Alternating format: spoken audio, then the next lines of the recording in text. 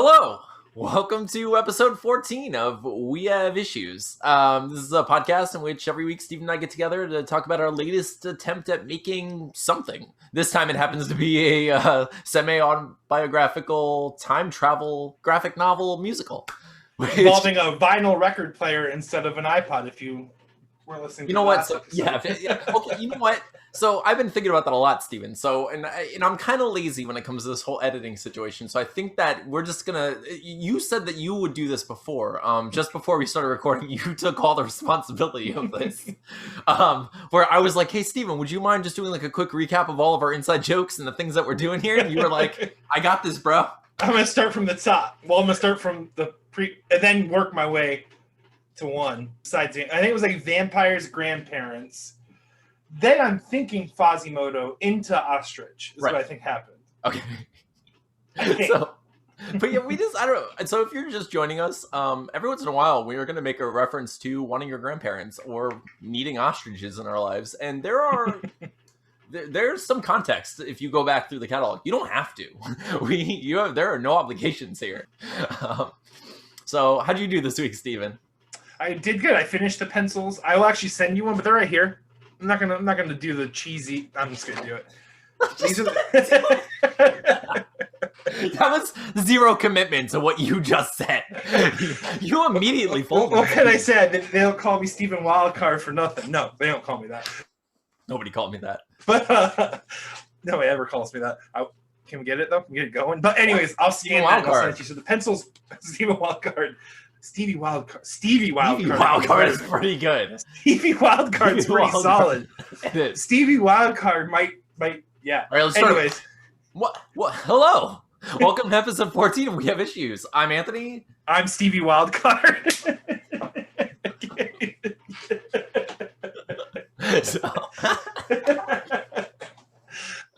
So here are the pencils that Steven finished. They're pretty amazing. I am endlessly impressed by this page and the dynamics of that final panel, especially. I really love how you did the whole canted angle of the background. It just adds like another element to the page, and it sells it for sure. Thank you. Yeah, I love it. What motivated me to do it is like.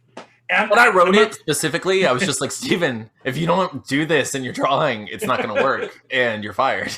So I don't draw a lot of feet. That's the thing. And like, I know Rob Liefeld as an artist gets like grief for that. Like, oh, Rob Liefeld can't draw boots. So I was like, you know what I'm going to do? I'm going to draw some crazy looking feet, like some like angled shoes. I'm just going to go for it. And not everyone's going to focus on them. It's probably going to look bad, but I think I did a pretty good job on the shoes and everything. So. No, I like it. I also finished mine. Did you get a chance to read what I sent you? I did not. How dare you? You better. Had a busy day. You speed read it and you cry in front of me. Okay. So, what'd you do today? Started my day off at with the fam. Then grocery shopping. Sounds like you had some time to read it there. Okay. No. And then had to. Well, not had to. That's making it sound bad. But we went to my brother-in-law's house for dinner, and it was lovely. It was lovely. It was a lovely. I don't know if any Italians out there, but he made the Sunday sauce, and we had spaghetti with like some brajol. Mm-hmm. Yes, brajol. It was good. It was good stuff. Okay. I'm just like during that dinner, maybe. I'm not saying that you had to give like a toast. And I was straight up watching videos like this. Just not reading a narration. Not reading it. Because I'm a horrible friend is what's going on here. So basically what happened is I was just like, you know what? Last week it was rough. I went through this. I'm going to sit down and I'm going to just squeeze that sponge and get those words on the paper. I'm going to feel every bit of it, and it's going to be great. And I was like, I feel pretty proud of this. It's really good. I can't wait for Steven to read it. He's going to love it. He's going to love it. He's going to come back to the podcast and he's going to be like, this is why we're doing this. This is why I'm drawing. You give me strength. And that's not what I'm getting here. So drawing your face at least 20 times isn't enough for you. Steven, I'm insecure and I'm sad. I need more me. I'm pretty sure I draw your face 4 times per page, and we're on page 5 or 6. pretty bad. After this, we will never put my face in anything again. I've never considered making. Yeah, dude. No, I was looking at like the absentees pencil, and it's basically coal. Like, I just drew coal. Yeah, which it was you also. I loosely based off you, obviously. Yeah, you were always pretty much Clancy or like the bigger characters, and I was always the me characters. So it's the me characters. The me. Okay, speaking of like looks though, and just like insecurities and stuff. Steven, you ever realize how weird it is that like other people don't see you from the exact perspective that you're used to seeing yourself at? Yeah, I was thinking about that myself because I'm 6'3", 6'4", somewhere around there. So like, people probably see me like. They probably see more of your nostrils than you imagine, Steven. Like, yeah, that's what I realized. Like, it occurred to me today. Yeah, like Tina thinks I'm so hot, but it's because she's only seeing me from 5'1" or 5'2". She's like. But that's the thing, Steven, that's the angle that I would assume would be the worst, but it's the one that everyone's seeing us at all the time. And they're just like, that's what they look like. Those giants over there. Like, well, too many people, we're mostly nostril. Like, we're like, it's just this. I really need to make sure my nose hairs are trimmed then, if that's all they're seeing. Yeah, I've never, it just occurred to me recently because, I was at work and like working with a bunch of short people, and I was just like one of them said I look like this specific vampire guy, and I was like, I don't see it, like I looked at the picture and I was like, I don't know, we're both kind of pale, I guess, and it wasn't Twilight Vampire, which like I got when that came out. No, but it was a different vampire, and I didn't see it, so I was just like, what? Oh, and I like kind of picked my head up and I was like, all right, a little bit. So basically what you're saying is people see us from like the 40-somethings like Facebook profile page shot. Yeah. This one. I mean, you can't see what I'm seeing. This one. Yeah, I'll tell you, like, so what it occurred to me that as far as penises are concerned, when women see them, it's from a completely different angle than what. True. Like, okay, hang on, Steven. When I think of a penis, I think of the top of a penis. When, why has this never dawned on me that they're seeing? Yes, I know. It's all about perspective, man. This whole world. Like, I wish, like, I want to put that. I can't put that in the podcast, but like, that dawned on me where I was like. Oh, like there's a dark side of the moon that I just don't. They're seeing the scarred underside of our circumcision. This side, where our throats were literally ripped from our. Dude, yeah. So that occurred to me. That occurred to me last night. It was pretty funny. I've never seen a penis from that angle. Just putting it out there. This is why we needed OnlyFans. For the not even that dirty talk, but I finished my writing. I had to. It wasn't the writing itself wasn't as hard as I expected. But the time crunch was so rough this week for me. My work has been open so much later, and I've been working till 10 every night, and then coming home, and then basically like kissing my son to bed, like kissing my son goodnight, and then trying to write, and it's just like, no thanks. I'm just like 10 o'clock at night. I'm like exhausted. I'm just ready to watch something. So it's just like I want to freeze time. I want to like I need to make more time. Which also got me spiraling with this whole like kind of shower thought situation with Genies. So, Steven, I want you to be the judge. Like, I will accept. I hate it. I'm gonna hate not being in charge of this, but I'm gonna let you be responsible for the answer here, and I'm gonna try to not make you feel guilty about it, even though I'm gonna hate you if you don't say the right answer. But Steven, if I had a genie. And today, not like, Agrabah. Agrabah doesn't, okay, but not an Agrabah forever ago. If I had a genie right now, if I was like, Genie, my first wish is I want a perfect cloning machine, right? Like I want something that can make perfect duplicates of a thing, right? And then I let the genie go back into his lamp and I threw it in the cloning machine. Would I have two genies? I'm going to say no. You're the wrong answer, Steven. I'm kidding. Go ahead. if we're going to assume that the genie's real, we got to assume that he's operating outside the space-time continuum. Okay. That he's operating on his own like magical flow that just can't be mimicked or copied. Okay. He's one of a kind. He's the genie. Okay.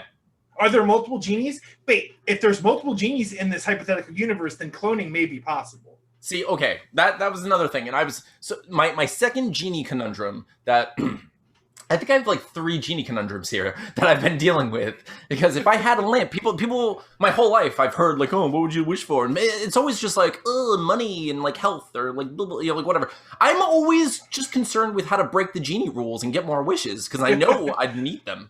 Like there's no chance. Comes out, listen, buddy, I have one goal and one goal only, is to make sure that none of your rules apply to me. So it's going to sit here, we're going to figure it out. That's exactly what I'm talking about. Because you're not the boss of me. I found you. So. Yes. Yeah, in fact, you're welcome for, I got you out of the lamp. Be thankful. Don't try to pull any genie nonsense. This isn't a monkey's paw, which, by the way, I've learned recently isn't a thing that a lot of people know about, but it's a reference I make all the time, stupidly. Do genie lamps utilize the same technology as Pokeballs?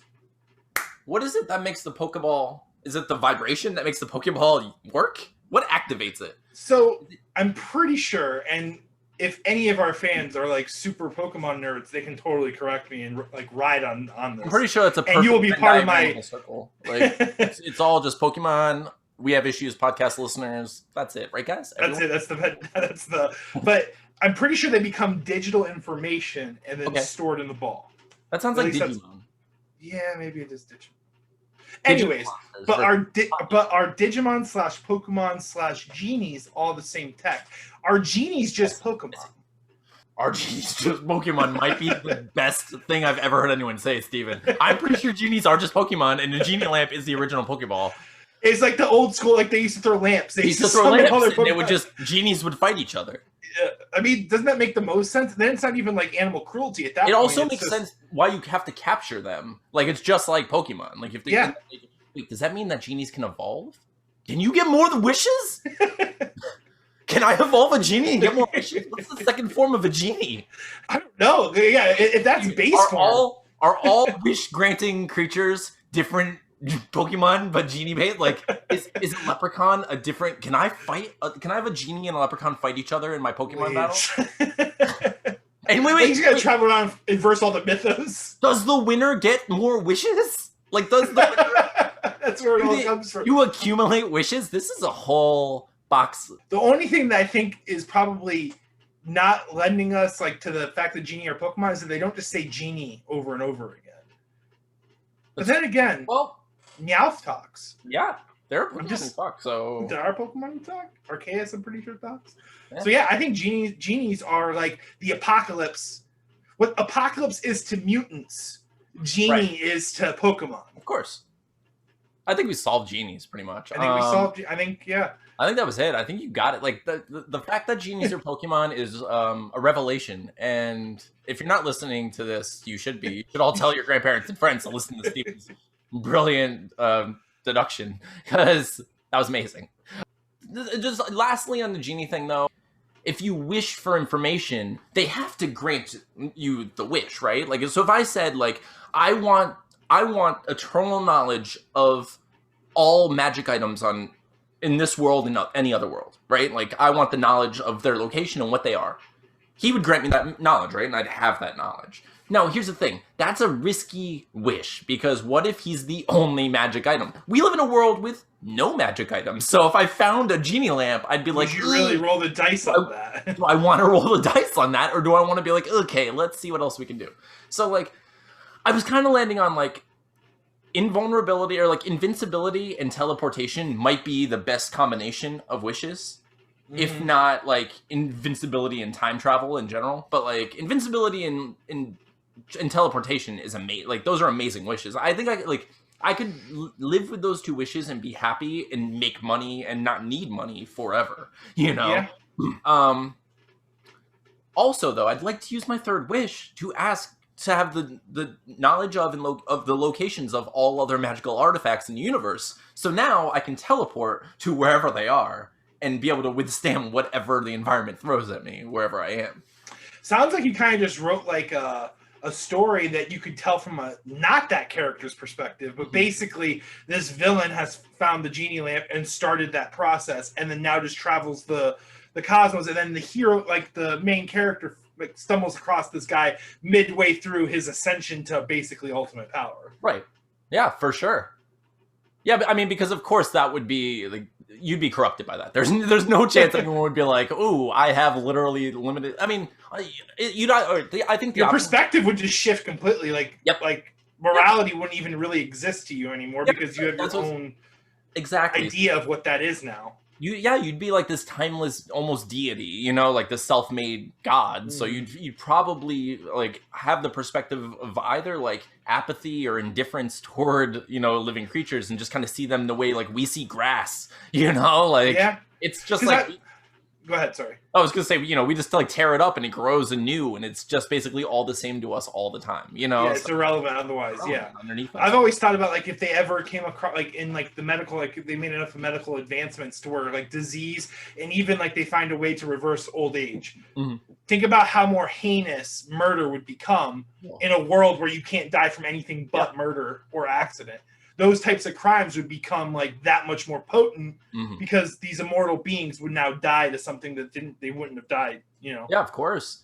Like life would become more valuable, I guess, to some extent. So yeah, it's weird. It is. That is so interesting. Well, I don't know if life would be more valuable, but the act of taking a life would be so much worse. Yeah, right. Because that life would only be taken through accident or murder. Yeah, that's crazy. But that actually, I like what you're saying though. I think that would, because I mean, basically what would happen is they'd either become a super villain who would just use the power to control people. You know, like they would want to be the ultimate authority because they'd feel that they'd have the hubris, you know, that like every great villain has, where they're Thanos, you know, or they would have the like apathetic, indifferent, like kind of like omniscient mentality of like everything is as it is. I know better, so I don't really care about you. You know, where it's just like you're beneath me. I don't even think about you that way. Or they'd probably be, I don't know, I guess you can be like positively indifferent also, where it's like I'm gonna go elsewhere because everything is as it should be. You know, and they just So I don't know. I do wonder. It would be kind of fun though if that was a villain. I like that. And then I don't know, what would the hero be though? Would it just be another Aladdin, or would it be someone who? It would have to be someone who would need some of the power for good, right? Like they would have to someone who's like in the grass. You know, it can't be someone who feels that they're outside of it. So, but yeah. So Genie, the whole Genie conundrum has been killing me, and I'm glad we solved this by defining them as Pokemon finally. that just it completely like circumvents like what you were looking for, but well, really, I was just wondering if you could clone the lamp, and I guess it really depends on what the composition. Well, then to bring that back, you can totally clone Pokemon in all of the games. I mean, with cheats and stuff. So if Genie are Pokemon, then the lamps can be cloned. And what is magic if not just a reality cheat? Yeah. I mean, that's what magic is, right? So yes, Genies can be cloned. We've figured out the math behind it. We've plugged in all the variables. It's a proven fact that Genies can be cloned. And that was the right answer. And it only took me 3 hours to get Steven to agree with the thing that I was thinking and hoping he would say. I'm just a natural devil's advocate. Like, I'm just going to naturally go the opposite way. Like, Tina hates it. Like, Tina and I have so many discussions where she knows I'm taking a side that I don't even have. I just do it. It's my mom and me. It's definitely helpful in a lot of cases. And because really what it is just offering perspective just to kind of fill in the gaps of whatever logic you would have on your side. So, you know, so if like I have an argument, if you're saying something just like, as long as you're being reasonable and kind about it as we're going, and you're not just like, you're wrong, fuck you for Genies, you know? And you're just like how boring is, hey, do you think Genies can be cloned? Yeah. Yes, they can. Yeah, exactly. I knew you weren't going to just say yes. Yeah. So it's never just yes, is it? It's never just a simple, easy response with me. I mean, if anything, it would be like, yes, but what would happen then? Is it the same Genie? Would the Genies fight each other? Do you have the same amount of wishes? I don't know. Like, would the wishes clone or would they double? Or would it be like, hey, I wish for unlimited money and then you get it twice? Huh. Ooh. Wait, and well, then you lose. You don't have to mimic each other, right? So like, I mean, yeah, you're right. I guess if I was cloned, it would be pretty funny though if they had to. Yeah. Like, wait, but would it be like a multiplicity thing where like each genie is just like it's just worse as you clone them? You know, like eventually you get, you know, just something. They're just falling apart at the seams. Yeah. It's like, I wish I was rich. Stewie. You just change your name to Rich. I wish I was rich. You're rich now. Here's your birth certificate. Thanks. Dang it, Genie. I don't know if you're clever or stupid. I can't tell. I don't know. Cloning technology is interesting, though. Technology in general is really interesting. Like the fact that I'm staring at this like magic box in front of me and like talking to you and you're in a different place is fantastic magic to me. Yeah, this is basically Star Trek technology back in the 70s. Like there are so many things you can do. You can literally like program your entire world on a watch and just like walk around and be like, certain music plays when I walk into the room, and like certain crazy because it's so far removed even from our childhoods. Like those dude, like to this day, and I'm sure anyone that's our age, this is why all these streaming services can get us to buy them, is because, dude, like on-demand television like that was just not a thing. Like you would see an episode of X-Men and you would never see that episode again unless by chance that was rerunning at some point. Like the whole like idea of just like streaming, like and being able to watch all these things whenever we want is just insane to me in just itself. And then, like, you compound it on, like, the slew of other things that you can do with this same tech, and it's just dumb. Dude, it's so crazy, though, like, the escalation of technology, and, like, you ever look at what Lara Croft looked like in the original Tomb Raider?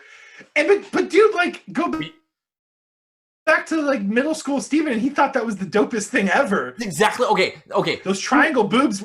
triangle boobs were what was up. That was exactly what I was thinking. We were like, man, she's stacked. Like, you know what I'm saying? How insane is that? Like, how ridiculous is it? But okay, so when I play video games with Atlas, I notice no matter what, because we'll play like classic games and like old Sega Genesis games and stuff, and he gets 100% into every game no matter what the graphics are like. And he's just like, it's amazing because he really gets into the story and focuses on a way where like now I'm like, oh, look how different those graphics are. I can hardly tell what that is. And like, you know, in this, but he's just like just the game. Like he's in the game. He's literally in the game. Whereas like that's had to be what we were experiencing, you know, like it had to be. Your mind just takes over and creates what it needs to create. Yeah. Like you see these images, but then you project the image that, like, because I actually don't really care for people, like, honestly, like, and I'm sure we were all there. We all grew up and like we all wanted the best graphics system, but I can't stand people that are just saying things like, yo, bro, have you seen the graphics on this? And it's like, man, like, dude, just like a good quality game is all that matters. Like, really. Like, it is funny though, because I've been mostly playing like platformers lately. You know, I love platformers, man. They're just so much fun, you know. So great. Played Oblivion, and that was an awesome game. Mm-hmm. The thing I love about the Elder Scrolls games is like you can like really choose what your character does, and like you can just cheese. I say cheese, but no, that's how the game's meant to be played. Like if you find a way, you find a way, basically. Yeah. And I remember on Elder Scrolls Oblivion, I basically maxed out mysticism and sneak magic, and like I literally just went invisible and sneaked everywhere. I beat the entire game by just sneaking around. Like that's amazing. It was great because you like this sneak bonus where you would like surprise attack people, and I would just sneak, and I would just disappear like the enemy. I would just like that was my whole game. That was my experience. Oh my god, that reminds me of that night in Halo where like someone just like completely destroyed me. And they're like, "What? You thought you were invisible?" Because I was invisible, and I was like, I tried to sneak out, and I was just like, I got this, and I became totally visible at the worst possible time. Got murdered, just like shanked to death. And it's like, what? You thought you were invisible? Like, yes, I did. Yeah, I did. I really did. In fact, I don't know. Invisibility is so interesting. I used to think that like invisibility, like people who want to be invisible for the most part are either like just shy or want to do bad stuff. You know, like it's almost always like when you ask someone, well, what would you do with your invisibility? Like most of the time, it's like it's something that you probably shouldn't be doing. Most, you know. Well, I just want to, I don't know, rob a bank. Go to rooms I'm not supposed to go to. That's pretty much So, but like it occurred to me that, I mean, you could go to concerts You could go and just like go up on stage and just like hang out. You don't have to hurt anyone. You're just like free concert and now I'm up on stage. You can go watch Hamilton and just like walk around as they're dancing and singing. And then like appear for a second, like and they disappear. It would be so good. Whoa, what was that on the stage there for a second? What are you talking about? Oh my god, he's gone again. You can do so much though. I was also thinking it would be fun to just be kind of like the living embodiment of karma, you know? Because like how many times have you gone to a store and you see someone treating like a customer service person just like garbage? And you're like, I just want to like pants that. Like I just want to like smack them. I want to like dump water on their head. I want to do so, like something has to happen that's not actually violent, but something that's going to embarrass them. You know? What if you just like grab their tongue while they're talking? Like, just like, whoa, what's happening to your tongue there, buddy? Yeah. Dude, I just there's so many things you can do. I would like to be invisible for like a week. It would be fun. So this is completely off topic, but it happened today, and I feel like it needs to be mentioned. All right. I said something I never thought I would ever say. Oh boy. To my children, and like unironic, like I didn't even say that. It's not. I'm probably hyping it up too much, but honestly, it hurts me that I said it. Yeah. But Chase and Cambria were fighting like dogs. Oh no. Okay. And we had just left the house and I was driving and they were just screaming at each other. And I, without missing a beat, just said, if you guys keep that up, I'm going to turn this car around. And then Tina starts laughing. And I'm like, what? Because I didn't even realize what I just said. And she's like, you just told me that you're going to turn the car around. I'm like, oh my God, I did. Like, you said it. You said I said the phrase. I literally just said the other day that the person who's writing my life is a hack and they need to stop it. I don't want to say the words that they're making me say sometimes. And that's exactly what I'm talking about. That like, yes, Steven, whoever's writing this needs to stop. They need to stop. This is bad. This is poor quality writing. This is not something I would say, okay? Yeah. What is this? I would go into a tirade about like why this is unacceptable and like explain with fictional characters on why you can't do that. But no, I'm over here sounding like my dad and his dad before him. I'll turn this car around. Man, who was the first person that said that? Because cars came out. It had to be after a car existed, Steven. So it was probably Fred Flintstone is the thing. Was it before or after the Brontosaurus ribs he got in? I'm not sure, but cars came out like the early 1900s. Now, what would have to happen is like, I mean, that's a lot of like stuff. Like, family gets a car, right? Like, hey, they're roaring 20, see? And they're just enjoying themselves, right? And then, like, you know, turning around probably wasn't that easy back then. There was probably a lot of one-way roads. That's why it was such a big deal for sure. That's probably why I'll turn this car. Oh my God, he's going to turn this car around. He's got to go one way like 8 times just to get back to where he was. But yeah, I said it, and I didn't say it like I wasn't being funny. I just actually said it, and I pretty much just hate myself now for saying it. So now your kids, well, they're probably gonna forget that because children just remember nothing. They're just the worst. Children have bad memory. They remember like the dumbest things. But maybe that'll just be the first memory. Their first memory of you is you saying, my kids are trolls, okay? So they're gonna remember that because a joke that Tina does, okay? Dude, Cambria executed this flawlessly today. So we're driving down, we're almost to Eddie and Christina's, and a joke that Tina does is whenever her mom and her stepdad start fighting even a little bit, she'll go, get a divorce, get a divorce. So Tina and I are like driving and we're not fighting. We're like kind of play fighting and joking around. And Cambria from the backseat goes, get a divorce, get a divorce. Like just like flawlessly executed, dude. And I'm like, dang, like made us laugh because it was like you learned this joke and you used it right when you were supposed to. You movie mic'd us. Yep. So yeah, I'm totally gonna hear that once they know that that's a thing that parents aren't supposed, or it's a stupid like thing to say. Oh yeah, dude, I love that. There's nothing better than like than your kid referencing a thing that they saw and like you seeing those wheels with like a joke. So like, great, man. I tell you, okay, so in the Muppets Most Wanted, the second one, Constantine the Frog, he's like the head bad guy, and then Ricky Gervais plays his sidekick, basically. So he's like, so Ricky Gervais is kind of like, we both get credit for this, and he's like, so the frog is just like, no, it's my name, spacebar, your name. So I was playing with Atlas, and I was just like, we both had like these planes, and we're throwing them. I was like, yes, we're so good at this, yeah. And he's like, I'm the best. I was like, we're both the best. He goes, it's my plane, spacebar, your plane. I was great. That's like, dude, it makes you feel like, man, there's so much more going on in there than we give you credit. Like, there's so much more going on in that head. And the thing is I remember being in kindergarten, so Cambria's age, and having like not extremely complex, but having like, dude, it's a story I say all the time. But I remember there's this girl I had a crush on in kindergarten. And little 5-year-old Steven was just like looking at her like, man, she's really pretty. And then I noticed that she had a booger in her nose. But like little 5-year-old Steven was like, that's okay, I can get over that. Like, I'm rationalizing this. I had the same thing in kindergarten too.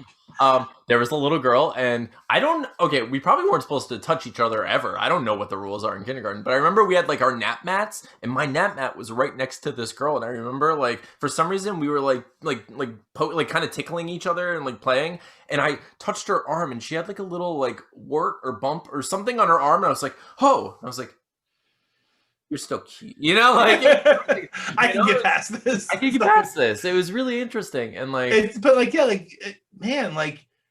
we really don't give children any credit. Like they are just one. I mean, of course they are. They've always been, their own people. But it's just so crazy to really think about how much of their own people that they actually are. It's insane. Yeah. Okay. So, we talked about a lot. Talked about genies. Talked about being invisible. Talked about, I don't know what I'm going to cut out, but we talked about a bunch of stuff, Stephen. We always do. I appreciate it, and I'm glad anyone listens to this thing. So what are you going to work on this week? I'm going to work on page 6, and I'm going to get that done. Are you going for like final pencil?